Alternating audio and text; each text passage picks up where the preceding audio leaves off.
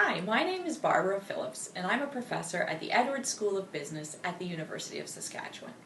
Today, I'd like to talk to you a little bit about the research and what we know about what makes transit, taxi, and cart advertising so effective.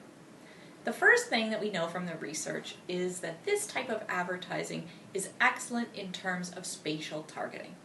So spatial targeting just means that these ads can go places geographically that other ads can't.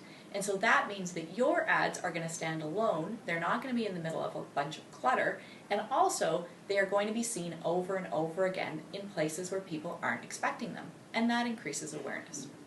The second part of spatial targeting is that you can reach your consumers when they're on their way to make their decision.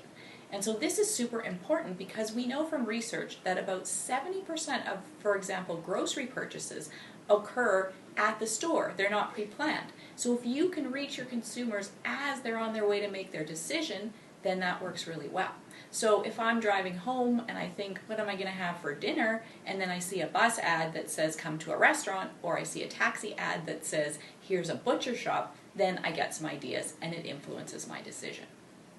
The second thing that we know from research is that transit, taxi, and cart advertising is very effective in terms of mobile targeting. And what this means is that we can reach people who are out of home.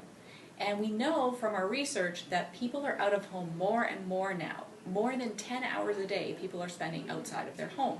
And if they're not at work and not at home, then they are going to be 61% of the time are going to be traveling.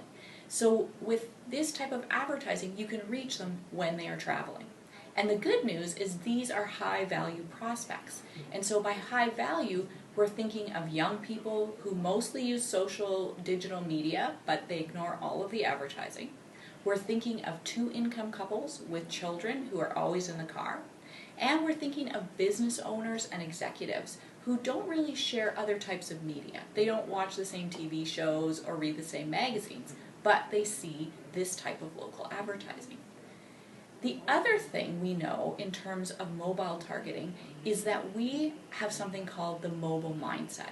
And the mobile mindset just means that when people are out and about, they're much more likely to be interested in products, services, and new ideas. So our research shows that about 61% of adults are more interested in new products when they're out of the home than when they're relaxing at home. So that's when you get to reach them. So if you think about it, this type of advertising is good for spatial targeting and it's good for mobile targeting. But what does that mean in terms of effectiveness? Well, it means that first of all, you're going to get awareness. So from the research, we know that 80% of adults say that they notice these types of advertising over other advertising.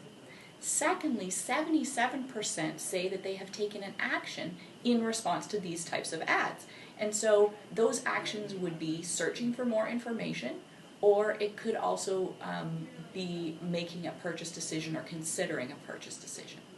And finally, we know with these types of ads that they work a little bit differently in terms of timing. So for most ads, they work slowly over time to build sales. But for these types of ads, research has shown that they can be effective in increasing sales in the first week. And that effectiveness does not decline over the campaign period. They looked at 4 weeks. So in summary, the research is telling us that these ads are great at social targeting, at mobile targeting, and at spatial targeting. And this gives us effectiveness in terms of both awareness and then search behavior and considering of purchase, and sales can increase quite quickly. So that's what we know from the research. Thanks for listening.